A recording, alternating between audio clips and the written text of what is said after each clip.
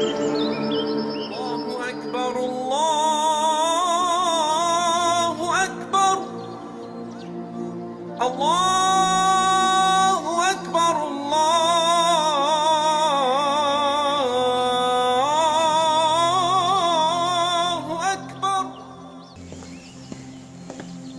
वालेकुम साहब। वालेकुम अस्सलाम। अरे छोड़ो छोड़ो इसे, अंदर लेके जाओ इसे। मुन्ना को मत लेकर जाओ अब्बू प्लीज। अरे ईद मुबारक भाईजान।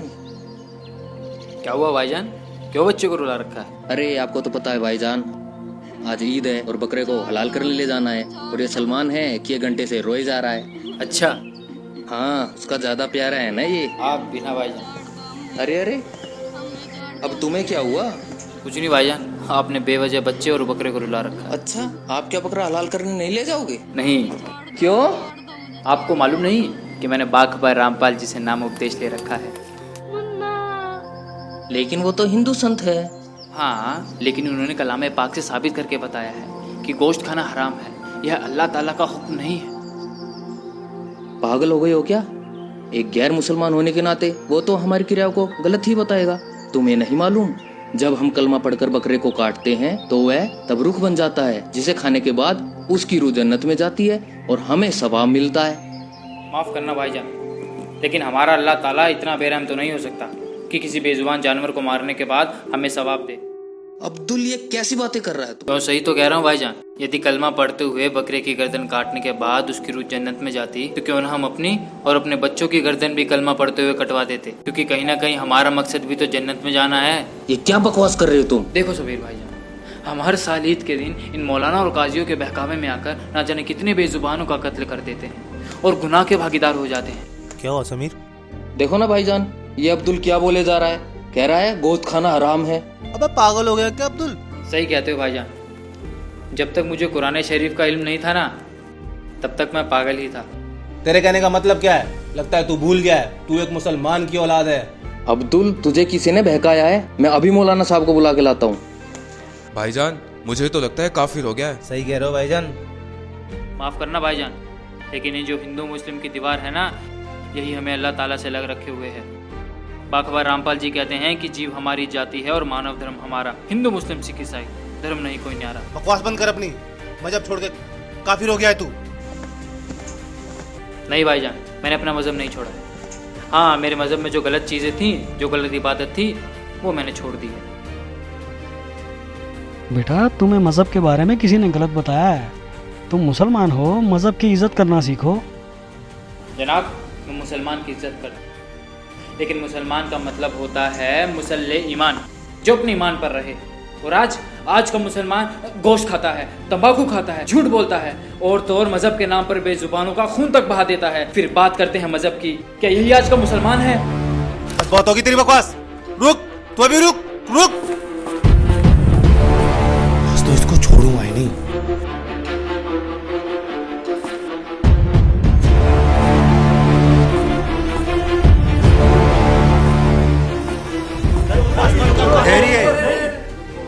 मौलाना साहब ये अस्सलाम वालेकुम।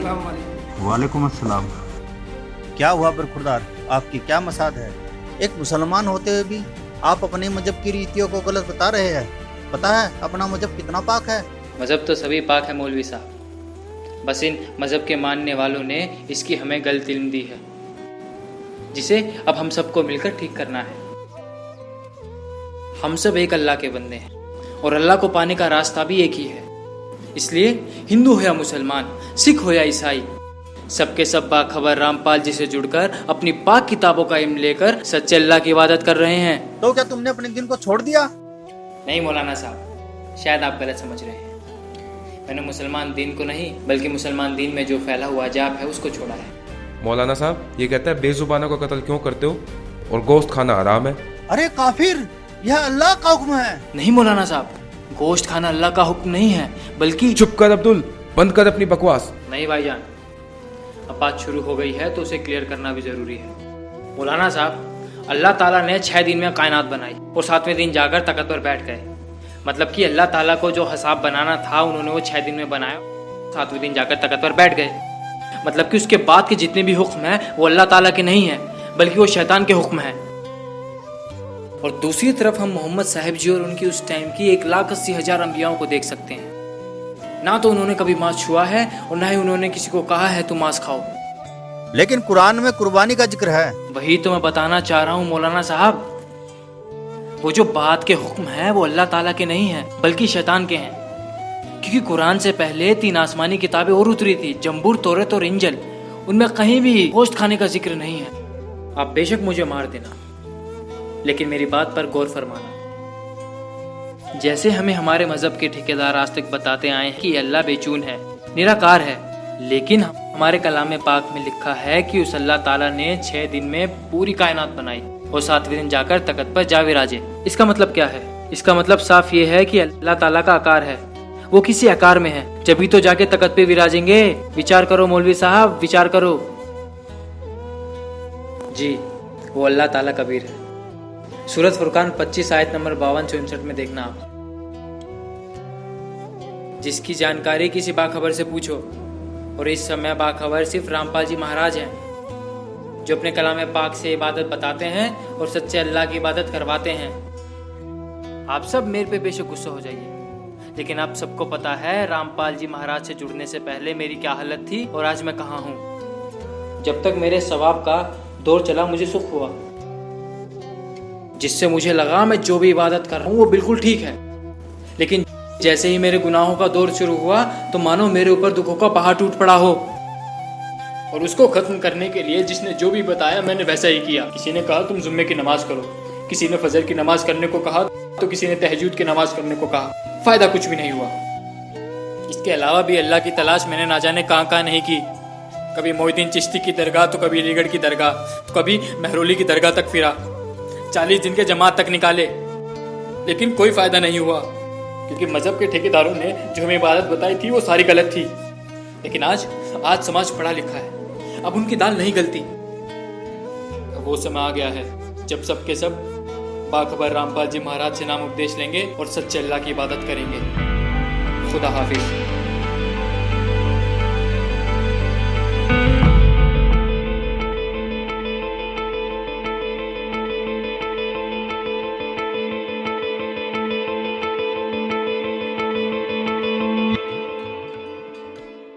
वकालत करते हैं मुसलमान धर्म के प्रवक्ता, मांस खाने की वकालत करते हैं। क्योंकि देखो, अगर कुरान शरीफ में या किसी पुराण में, वेदों में और गीता में मांस खाने का कहीं प्रावधान नहीं है। यदि किसी पुराण में और यदि किसी कुरान में और यदि फिर बाइबल में, इससे आगे जहाँ परमात्मा ने, उस अल्लाहु अकबर ने, समर्थ भगवान ने 6 दिन में सृष्टि रची, 7वें दिन वो तो तख्त पर बैठ गया जाके विधान बता के कि किसी ने भी मांस नहीं खाना है, ये खाने की वस्तुएं तुम्हें हलाल हैं, बाकी सब हराम है। इससे आगे कोई लेख उल्लेख है, चाहे वो पुराण में है, चाहे कुरान में है, चाहे बाइबल में या तौरात में है, या चाहे अन्य किसी इंजिल में है या ज़बूर के अंदर है, वो अल्लाहु अकबर का आदेश नहीं है, वो किसी अन्य देव का आदेश है। उसका आदेश पालन करके आप उस अल्लाहु अकबर के विधान को तोड़कर दोषी बन जाओगे। नबी मोहम्मद नमस्कार है, राम रसूल कहाया, 1,80,000 को सौगंध जिन नहीं कर चलाया, अर्श कुर्स पर अल तकत है, खालिक बिन नहीं खाली, और वह पैगंबर पाक पुरुष थे साहिब के अब्दाली। उसी परमात्मा ने कहा है कि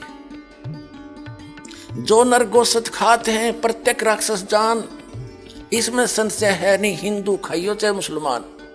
कहते जो मांस खाते हो प्रत्येक राक्षस हैं, चाहे हिंदू हो चाहे मुसलमान। ये तुमने अपना फॉर्मूले आप बना रखे, उन महापुरुषों के आदेश नहीं है।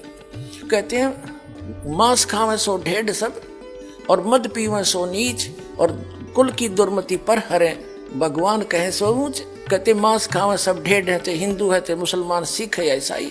और कहते हैं मद पीवे सो नीच, शराब पीते वो महान नीच आदमी है, और अपने कुल का भी नाश करते हैं। केवल जो उस अल्लाहु अकबर का सच्चा नाम जपते हैं वही ऊंचे हैं।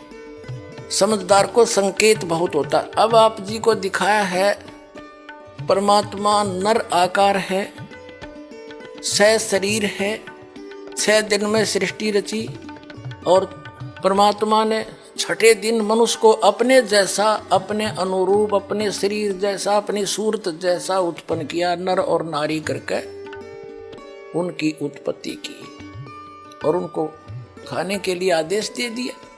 अभी आपने पढ़ा, आप फिर भी पढ़ सकते हैं। और आगे फिर वो क्या कहता है देखो, और परमेश्वर ने कहा, नर और नारी करके उनकी सृष्टि की, और परमेश्वर ने उनको आशीष दी, उनसे कहा फूलो फलो और पृथ्वी पर भर जाओ और उसको अपने वश में कर लो, और समुद्र की मछलियों तथा आकाश के पक्षियों और पृथ्वी पर रेंगने वाले जंतुओं पर अधिकार रखो। यानी उनसे जैसे इंसान ने शेर तक को भी काबू कर लिया, हाथियों को भी बांध लिया, तो इस ऐसे कंट्रोल करने के लिए कहा उन्होंने। आगे देखो फिर परमेश्वर ने उनसे कहा, यानी मनुष्यों को भी, फिर परमेश्वर ने उनसे कहा कि सुनो, जितने बीज वाले छोटे छोटे पेड़, ये मनुष्यों के लिए आदेश है, सारी पृथ्वी के ऊपर हैं, और जितने वृक्षों में बीज वाले फल हैं वे सब मैंने तुमको दिए तुम्हारे भोजन के लिए।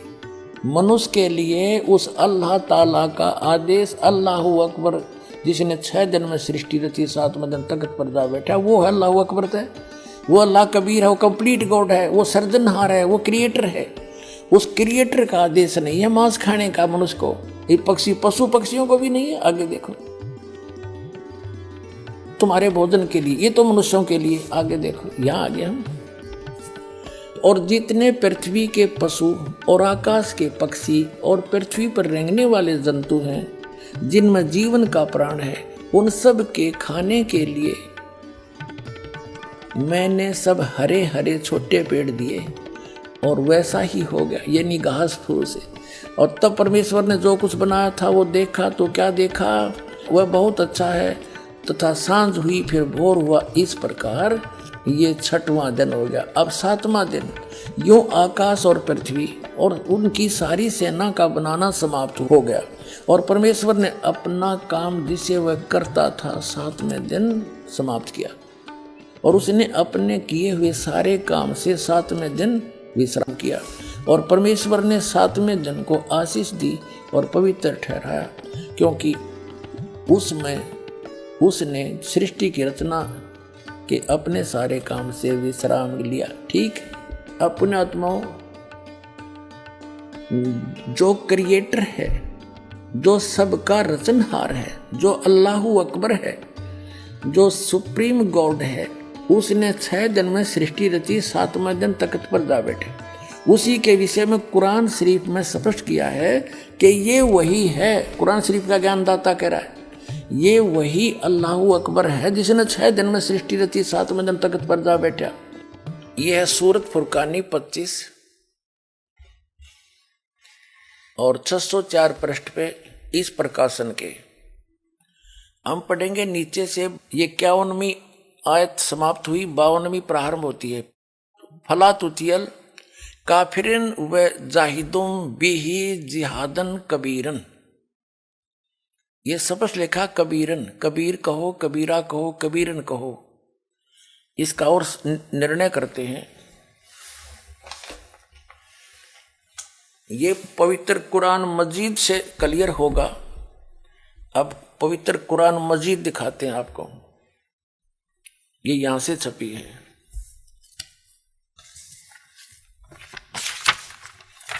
ये भी पहले भी दिखाई थी आपको, ये वही है।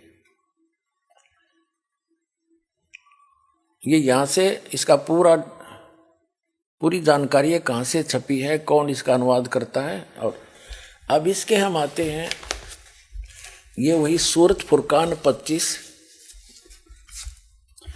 और कुरान मजीद 576 पृष्ठ पे इस प्रकाशन के। हम यहीं आते हैं नीचे। ये है 51वीं आयत समाप्त हुई। इसमें पंक्ति भी नहीं बदली है, अक्सर भी सिर्फ लिखने मंत्र थोड़ा किया। फला तुतियल काफिरन न जाहिदुम बिही जिहादन कबीरा। कबीर कहो, कबीरा कहो, कबीरन कहो, खबीरा कहो, खबीरन कहो। तो इसमें स्पष्ट है ये कबीरा, और इसका यहाँ अनुवाद किया है इसके साथ में ये 52वीं आयत का अनुवाद चला है। तो तुम काफिरों का कहा न मानो, उनसे इस कुरान के हुक्म के मुताबिक बड़े जोर से लड़ो। अब उन कबीर का अर्थ बड़ा कर दिया, ठीक है। अब हम फिर कुरान शरीफ को लेते हैं। ये पवित्र कुरान शरीफ है, यहाँ से देखिएगा। उसमें से हमने ये निर्णय करना था कबीर और कबीरा और कबीरन। ये कुरान शरीफ फिर ले ली हमने, सूरत फुरकानी 25 और 604 पृष्ठ पे हम आगे ये नीचे आएंगे। ये 52 नंबर आयत है, 51 यहाँ समाप्त हुआ, 52 प्रारंभ हुआ। फला तुतियल काफिरिन व जिहादों बिही जिहादन कबीरन। इसका अनुवाद बिल्कुल सामने किया है। ये अनुवाद करता भी मुसलमान भाई है कोई। तो ए पैगंबर, ये कुरान शरीफ का ज्ञान दाता बोल रहा है। तो ए पैगंबर, तुम काफिरों का कहा न मानना और इस कुरान की दलीलों से उनका सामना बड़े जोर से करो। अब देखो, जिहाद का अर्थ लड़ाई नहीं है, ये अनुवाद बिल्कुल सही किया इसने। उनका सामना करो बड़े जोर के साथ, संघर्ष करो, उनकी बातों में मत आना। अब इसका कहने का तात्पर्य ये है इस कुरान शरीफ की इस आयत का कि कुरान शरीफ का ज्ञान दाता हजरत मोहम्मद जी को संदेश भेज रहा है जिब्रील देवता के माध्यम से या कोई अन्य तरीके से, एज इट इज।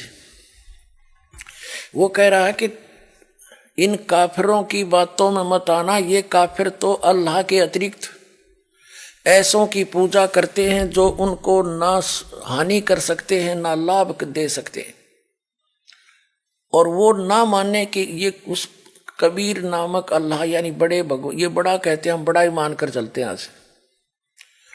उस बड़े भगवान की यानी पूर्ण परमात्मा की भक्ति ये काफिर नहीं करते। आप इनकी बातों में मत आना, सीधी सी बात है। ये आपकी नहीं माने तो आप उनकी बातों में आकर उनके साथ ना हो जाना, उसके लिए संघर्ष करना, चाहे कितना कष्ट उठाना पड़ो। तो वही हजरत मोहम्मद जी ने किया, इसका अर्थ ये। अब हम देखते हैं अब क्या बताया है, देखिएगा।